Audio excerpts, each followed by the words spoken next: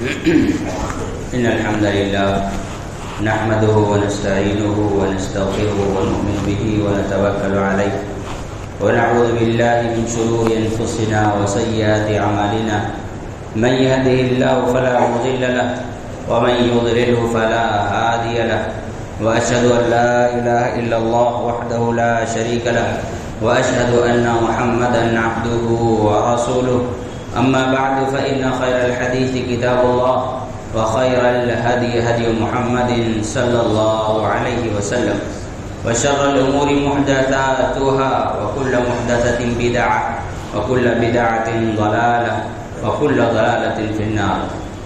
أعوذ بالله السميع العليم من الشيطان الرجيم. يا أيها الذين آمنوا لا تقدموا بين يدي الله ورسوله. تمام قسم کی تعریف، توصیف، کبریائی، بڑائی، بزرگی اللہ رب العالمین کے لیے لائق و زیبا ہے، جو تنہا تمام جن و انس کی عبادت کا مستحق ہے، جو وحدہ لا شریک ہے، اس کی ربوبیت میں، اس کی الوہیت میں، اس کے اسماء حسنہ و صفات علیہ میں کوئی اس کا شریک نہیں، نہ اس کے علاوہ کوئی اس کائنات کا چلانے والا ہے، نہ اس کے علاوہ کوئی عبادتوں کا مستحق ہے، اور نہ ہی اس کی جیسی صفتیں کسی کے اندر ہیں۔ وہ الأحد الصمد الذي لم يلد ولم يولد ولم يكن له كفوا أحد۔ ہزارہ درود و سلام و تمام انبیاء کرام پر، خصوصاً ذات مبارکہ مطہرہ مقدسہ پر، جنہیں اللہ رب العالمین نے ہدی للعالمین بنا کر، رحمت للعالمین بنا کر، شفیع المذنبین بنا کر کے اس دنیا میں بھیجا۔ وہ نبی جس نے اپنے ماننے والوں کو ہر نیکی سے آگاہ کیا، ہر وہ کام جس میں خیر ہے، جس میں برکتیں ہیں، جس کے کرنے سے انسان کے لیے فائدہ ہے، ہر وہ کام جس کے کرنے سے انسان دنیا و آخرت میں نیکی، اجر، ثواب، نعمتوں کا مستحق ہو سکتا ہے، وہ سب بتایا ہے۔ اور وہ سب کام جس سے انسان کے لیے نقصان کا سامنا ہو، جس کے وجہ سے انسان گنہگار ہو جائے، بدعتی ہو جائے، مشرک ہو جائے، گنہگار ہو جائے، ان تمام چیزوں سے روکا۔ نبی کریم صلی اللہ علیہ وسلم نے ہر مسلمان کو یہ حکم دیا کہ جب تم نماز پڑھو تو نماز کی ہر رکعت میں سورہ فاتحہ کی تلاوت کیا کرو، اور فرمایا لا صلاۃ لمن لم یقرأ بفاتحۃ الکتاب، جو سورہ فاتحہ نہیں پڑھتا اس کی نماز نہیں ہوتی۔ اس سورہ فاتحہ کی ایک بڑی خصوصیت یہ ہے کہ اس میں اللہ تعالیٰ کے حمد و ثنا کے ساتھ ساتھ نمازی اللہ تعالیٰ سے دعا بھی کرتا ہے۔ اہدنا الصراط المستقیم، اے اللہ تو مجھے سیدھے راستے پر چلا۔ صراط الذین انعمت علیہم، وہ راستہ جن پر چلنے والوں کو تو نے انعام اور اکرام سے بھر دیا ہے۔ غیر المغضوب علیہم ولا الضالین، اے اللہ مجھے ان لوگوں کے راستے پر نہ چلا جن پر تیرا غضب نازل ہوا اور جو لوگ گمراہ ہو گئے۔ صحابہ اکرام رضوان اللہ علیہم اجمعین نے اس آیت کے بارے میں کہ غیر المغضوب علیہم ولا الضالین، رسول اللہ صلی اللہ علیہ وسلم سے پوچھا کہ کیا یہ یہود و نصارہ کے بارے میں اللہ نے کہا ہے؟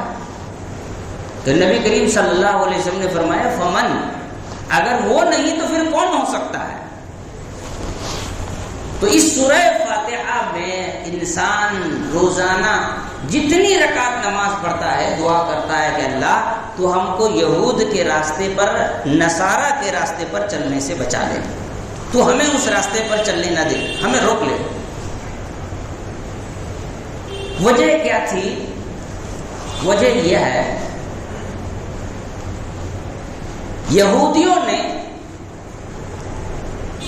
عیسیٰ علیہ السلام سے حسد کی بنیاد پر عیسیٰ علیہ السلام کو نبی ماننے سے انکار کر دیا، نہیں یہ نبی نہیں ہو سکتے۔ نصرانیوں نے محبت کے چلتے، ایسی محبت جو شریعت کے پابند نہیں تھی، کیا کیا؟ عیسیٰ علیہ السلام کو اللہ کہہ دیا، اور دونوں کے دونوں کیا ہو گئے؟ گمراہ ہو گئے۔ معلوم یہ ہوا کہ محبت ہو یا دشمنی ہو، اگر شریعت کی پابندی نہ ہو تو انسان گمراہ ہو جاتا ہے۔ محبت ہو یا دشمنی ہو، اگر شریعت کی پابندی نہ ہو تو انسان گمراہ ہو جاتا ہے، یا تو مغضوب علیہم ہو جائے گا یا تو الضالین ہو جائے گا۔ اب یہاں پر ایک بات اور یاد رکھیں، صحیح بخاری اور متعدد کتب احادیث میں بڑی مشہور روایت موجود ہے، نبی کریم صلی اللہ علیہ وسلم نے فرمایا لَتَتَّبِعَنَّ سُنَنَ، بعض روایتوں میں من کان قبلکم، بعض روایتوں میں من قبلکم، کہ تم لوگ ضرور اپنے سے پہلے لوگوں کے نقش قدم پر چلو گے، شبرم بشبر وذراعا بذراع، ایک ایک بالشت اور ایک ایک ہاتھ تم ان کے نقش قدم پر چلو گے، جہاں جہاں وہ بھٹکے تم بھی وہی بھٹکو گے، جہاں جہاں جن جن وجوہات سے وہ گمراہ ہوئے تم بھی اسی وجوہات کی وجہ سے گمراہی کے شکار ہو جاؤ گے۔ لو ان احدهم دخلوا غب جوہر غب لدخلتموه، نبی کریم صلی اللہ علیہ وسلم نے فرمایا کہ ان میں سے کوئی پاگل بیوقوف اگر گوہ کے سوراخ میں گھسنے کی کوشش کیا ہو، کتنا بڑا ہوتا ہے چوہے کا بل، گوہ کا سوراخ، وہاں جا کے منڈی گھسا رہا ہو، اس سوراخ میں گھسنے کی کوشش کیا ہو، تو تم بھی وہی کرو گے، یہ نہیں دیکھو گے کہ یہ ممکن ہے بھی کہ نہیں ہے، یہ کون سی جگہ ہے جہاں میں جانے کی کوشش کر رہا ہوں۔ چنانچہ یہ امت رسول اللہ صلی اللہ علیہ وسلم کی اس پیشین گوئی کے مطابق چلی، اور چلتے ہوئے اس موڑ پر آ کر کھڑی ہوئی کہ نبی کریم صلی اللہ علیہ وسلم سے محبت کے سلسلے میں شریعت کی پابندی چھوڑ دی، اور نتیجہ یہ ہوا کہ نبی صلی اللہ علیہ وسلم کی محبت کے نام پر گمراہ ہو گئے، نبی کریم صلی اللہ علیہ وسلم کی محبت کے نام پر گمراہی کے شکار ہو گئے۔ جس طرح سے عیسائیوں نے، نصرانیوں نے، کرسچنس نے عیسیٰ علیہ السلام کی محبت میں ان کے پیدائش کے نام پر ایک مخصوص دن کو عید کا اور خوشی کا دن بنایا، مسلمان بھی رسول اللہ صلی اللہ علیہ وسلم کی پیدائش کے نام سے منتخب ایک دن کو اپنے لیے عید کا دن منتخب کر لیا۔ ذراعا بذراع وشبرا بشبر، ایک ایک بالش اور ایک ایک فٹ، ایک ایک انچ تم ان کے نقش قدم پر چلنے کی کوشش کرو گے، اور آج یہ امت اس راستے پر چلی۔ چلتے ہوئے کہاں پہنچی کہ عیسائیوں نے عیسیٰ علیہ السلام کی ولادت کی مناسبت سے ایک مخصوص دن کو، جس کو متحقق نہیں ہے کہ وہی دن عیسیٰ علیہ السلام پیدا ہوئے تھے، اس دن کو خوشی کا، عید کا، جشن کا دن بنایا۔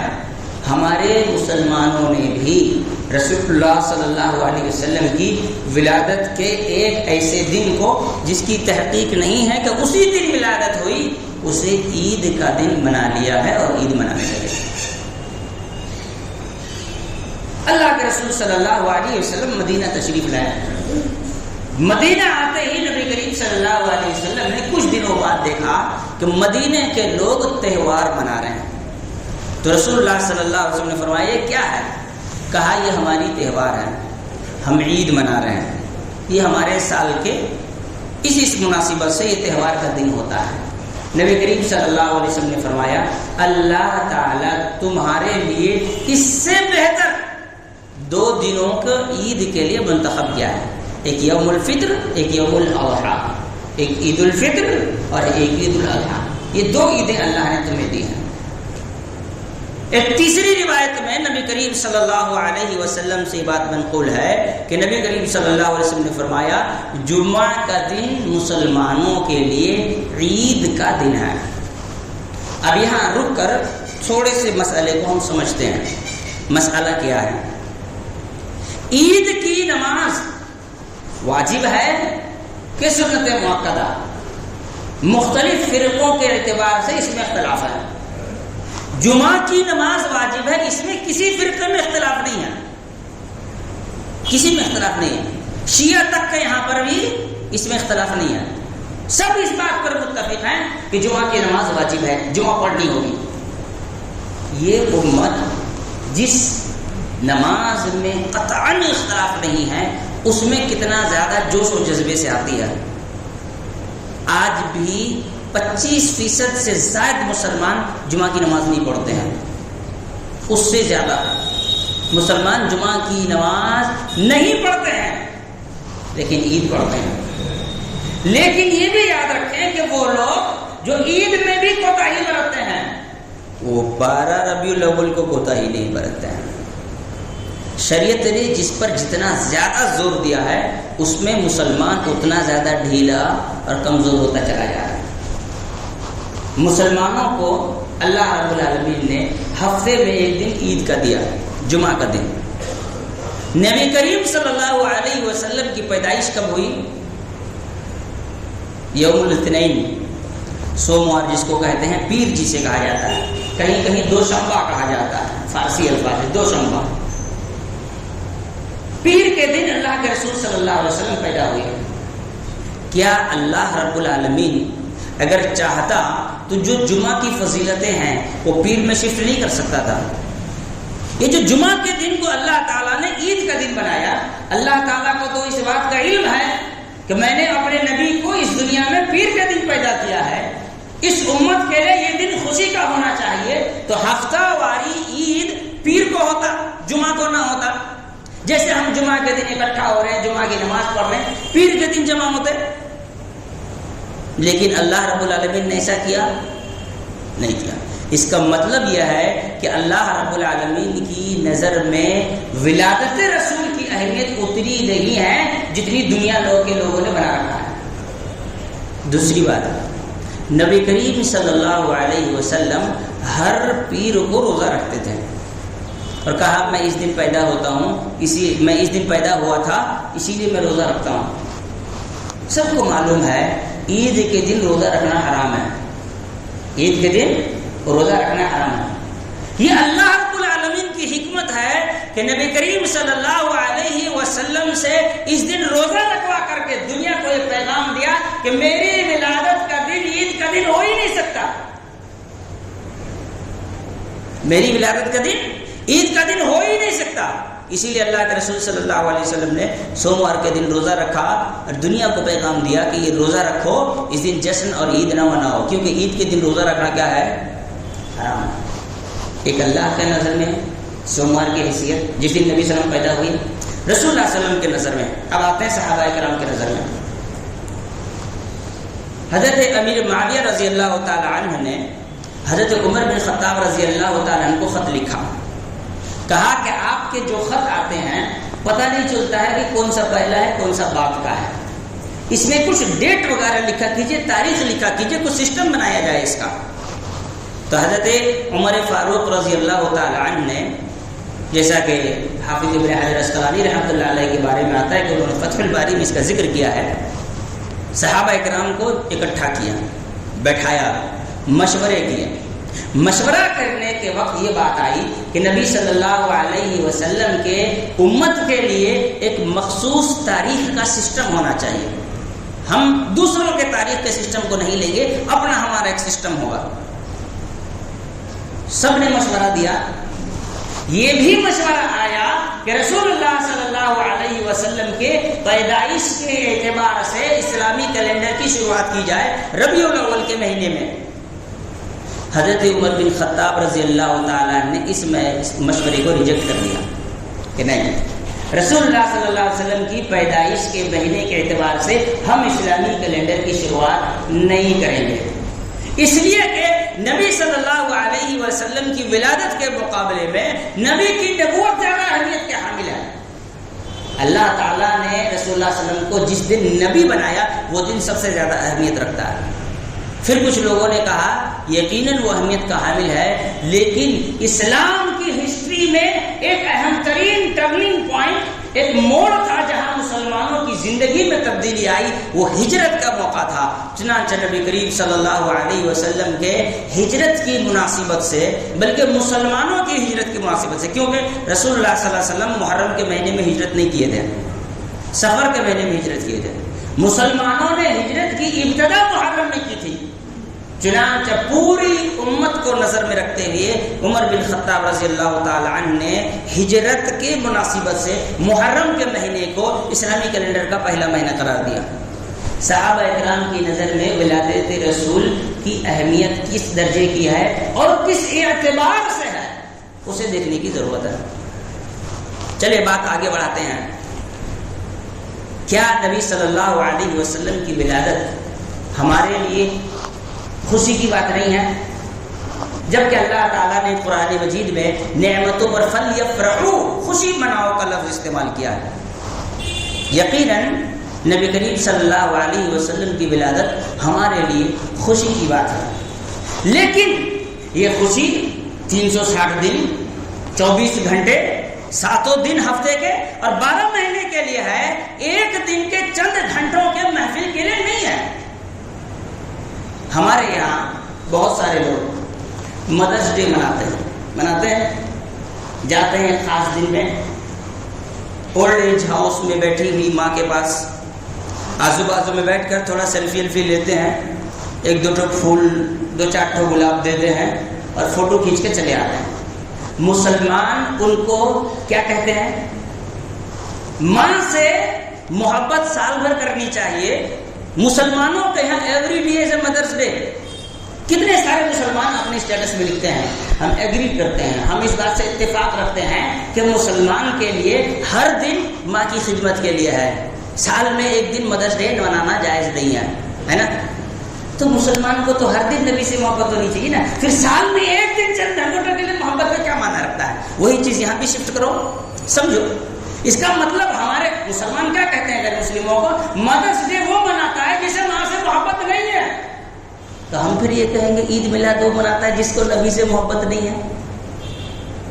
نبی سے محبت تو 12 مہینے ہے نا، 360 دن 24 گھنٹے ہفتے کے 7 دن نبی سے محبت۔ یہ کون سی بات ہوئی کہ ربیع الاول کے 12 تاریخ کے شام کے 6 بجے سے جیسے نبی کی محبت جاگ جائے گی، بیٹھ جائیں گے محفلوں میں، اور پھر جو بھی وہ بکیں گے وہ تو الگ کی بات ہے، جو بھی وہ الٹا سیدھا بیان کریں گے وہ الگ بات ہے۔ رات 12 بجے 2 بجے تک چلنے کے بعد نبی کی محبت ختم ہو جائے گی، یہ جھنڈیاں جو لٹکائے تھے وہ پیروں کے نیچے پڑا رہے گا۔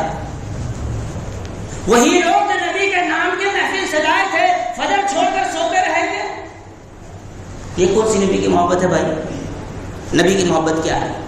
ایک صحابی آئے، نبی کریم صلی اللہ علیہ وسلم نے کہا سل، مانگو، جو مانگنا ہے مانگو، آج میں تمہیں مانگنے کا اختیار دیتا ہوں۔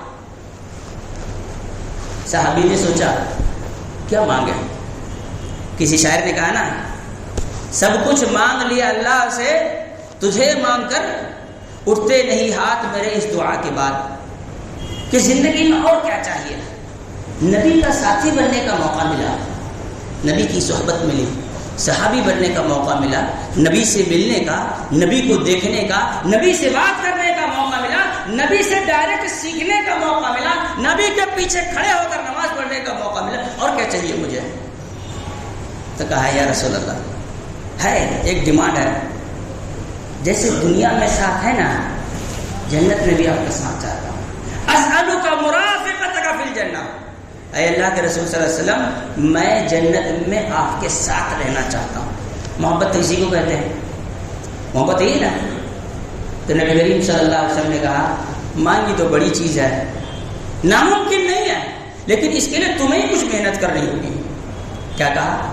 فَأَعِنِّي بِكَثْرَةِ سُجُودِكُمْ، کثرت سے سجدے کرو، نوافل کا اہتمام کرو، نماز میں سجدوں کو لمبی کیا کرو، کوئی کترا چونچ مار کر نہ اٹھا کرو، لمبی نمازیں پڑھو، لمبے سجدے کرو، کثرت سے نوافل پڑھو، میری مدد کرو تاکہ میں تمہیں اپنے ساتھ جنت میں رکھ سکوں۔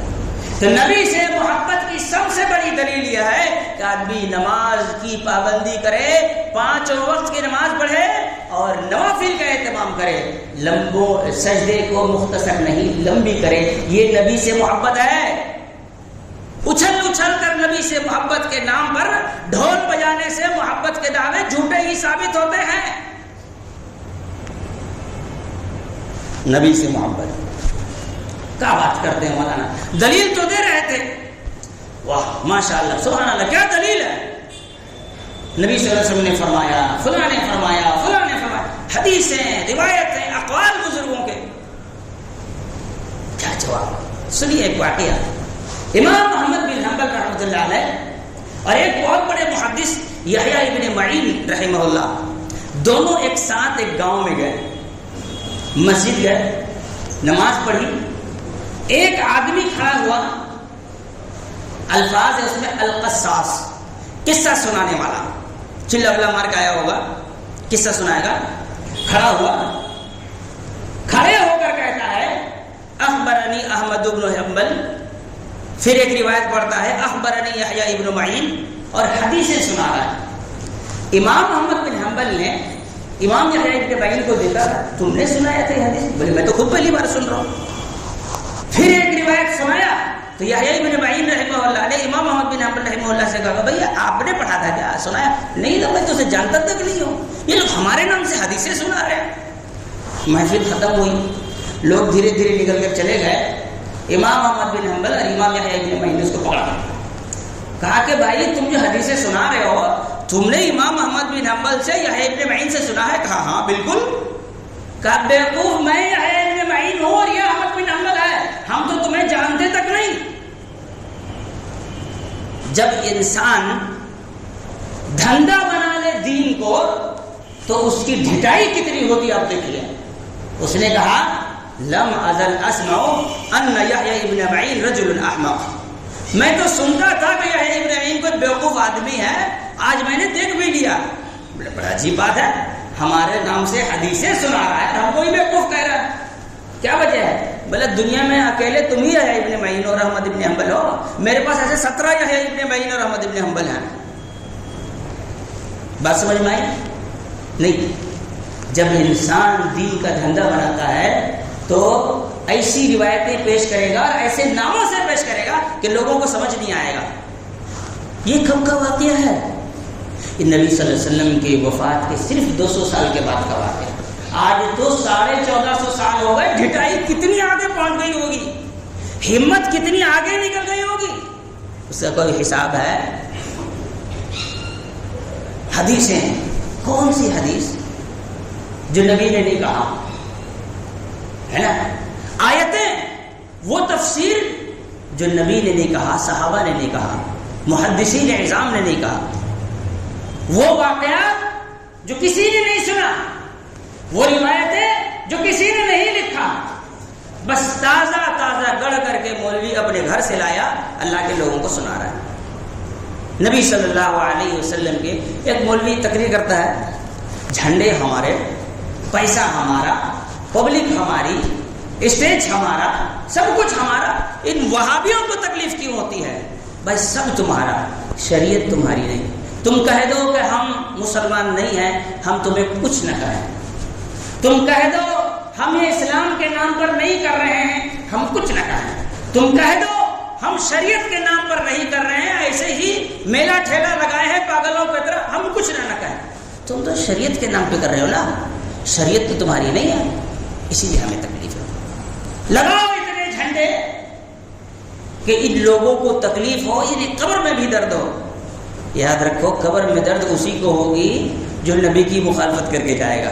جب پوچھا جائے گا من رسول کا تو کہے گا ہا ہا لادری، جو نبی کے دین پر چلا ہو قبر میں انشاءاللہ درد نہیں ہوگا، فرشتے ہتھوڑے لے کر اسے مارنے نہیں آئیں گے، کیونکہ وہ تو کہہ دے گا کہ نبینا محمد دینی علیہ السلام ربنا اللہ، وہ تو کہہ دے گا۔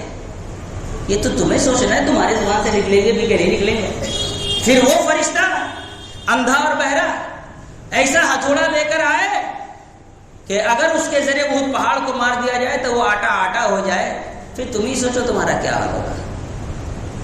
پھر نبی صلی اللہ علیہ وسلم کی میلاد کی جو محفلیں ہیں، اس میں آخری بات، یہ کوئی کامن بدعت نہیں ہے، عام اور نارمل بدعت نہیں ہے کہ چلو کیا آدمی گنہگار ہو گیا، نہیں۔ اس بدعت کے بارے میں یہ ہے کہ یہ دو دھاری تلوار ہے، یہ بدعت دو دھاری تلوار ہے، اس میں دونوں طرف سے خدشے ہیں۔ ایک طرف یہ انسان کو مشرک بناتا ہے، دوسری طرف یہ انسان کو بدعتی بناتا ہے، دونوں۔ کیوں؟ سنیے، اللہ رب العالمین کی صفت ہے الحی القیوم، ہمیشہ رہنے والا، قائم رہنے والا، یہ اللہ رب العالمین کی صفت حسنی ہے۔ اللہ رب العالمین نے کہا کل شیء ہالک الا وجہ، تنہا اللہ کی ذات باقی رہے گی، باقی سب کا سب ہلاک ہونے والے ہیں۔ اللہ تعالیٰ نے کہا انک میت وانہم میتون، اے میرے نبی آپ کو بھی موت آنی ہے، دنیا کے لوگوں کو بھی موت آنی ہے۔ اللہ رب العالمین نے قرآن مجید میں اس بات کا ذکر کیا کل من علیہا فان ویبقى وجہ ربک ذو الجلال والاکرام، جو بھی اس سرزمین پر پیدا ہوا ہے اسے موت آئے گی، صرف ذات جو باقی رہنے والی ہے وہ اللہ کی ذات ہے۔ اللہ تعالیٰ نے قرآن مجید میں فرمایا کہ وما محمد الا رسول قد خلت من قبلہ الرسل، محمد صرف ایک رسول ہیں، ان سے پہلے بھی بہت سے رسول آئے ہیں، انہیں بھی موت آئی ہے، انہیں بھی موت آنی ہے۔ لوگوں نے انکار کیا، نہیں ہمارے نبی مر نہیں سکتے ہیں، زندہ ہیں۔ یہ اللہ کے صفت میں نبی کو شریک کرنا ہے اور یہ شرک اکبر ہے۔ اللہ کے صفت میں دوسرے کو شریک کرنا ہے۔ عملی طور پر قرآن کے 3 آیتیں، ڈائریکٹ اور انڈائریکٹلی بہت ساری آیتوں کا انکار، اور یہ شرک اکبر ہے۔ یہ کوئی معمولی گناہ نہیں ہے کہ جسے برداشت کیا جا سکے، اور جو یہ سمجھتا ہے اسے برداشت کیا جا سکتا ہے اسے اسلام برداشت نہیں کرے گا۔ یہ شرک اکبر ہے۔ اللہ کے ذات میں، اللہ کے صفات میں، اللہ کی عبادتوں میں کبھی بھی کسی کو بھی کہیں بھی کسی بھی درجے میں شریک کرنا شرک اکبر ہے، اور نبی کو زندہ تسلیم کرنا شرک اکبر ہے۔ کتنا عجب واقعہ ہے نا، دیکھیے اللہ نے کہا عیسیٰ علیہ السلام کو موت نہیں آئی، عیسائی نے کہا مر گئے۔ اللہ نے کہا محمد صلی اللہ علیہ وسلم کے بارے میں انہیں موت آنی ہے، مسلمانوں نے کہا نہیں آنی ہے۔ دونوں مخالفت میں بڑے ہوئے ہیں، وہ بھی مخالفت میں ہے، یہ بھی مخالفت میں ہے۔ یاد رکھنا، رسول اللہ صلی اللہ علیہ وسلم نے، ان کے ازواج مطہرات نے، ان کے صحابہ کرام نے، ان کے اہل بیت نے، ان کے تابعین عظام نے، محدثین عظام نے کبھی بھی کسی نے بھی نبی کی ولادت کے نام پر وہ حرکتیں نہیں کی جو آج کا یہ مسلمان کر رہا ہے۔ اتنی تو بات پکی ہے کہ انہیں قیامت کے دن اگر بنا توبہ کیے مر گئے، نہ نبی، نہ صحابی، نہ اہل بیت، نہ ازواج مطہرات، اور نہ ہی کسی محدث و تابعی کی صحبت ملے گی، نہیں مل سکتی ہے، اس لیے کہ یہ کھلے عام نبی کی لائی ہوئی شریعت سے ٹکرا رہے ہیں، یہ کھلے عام نبی کی دین کی مخالفت کر رہے ہیں۔ اللہ رب العالمین سے دعا ہے اللہ تعالی ہم تمام لوگوں کو سمجھ عمل کی توفیق عطا فرمائے۔ اقول قولی ھذا واستغفر اللہ لی ولکم ولسائر المسلمین من کل ذنب واستغفروہ انہ هو الغفور الرحیم۔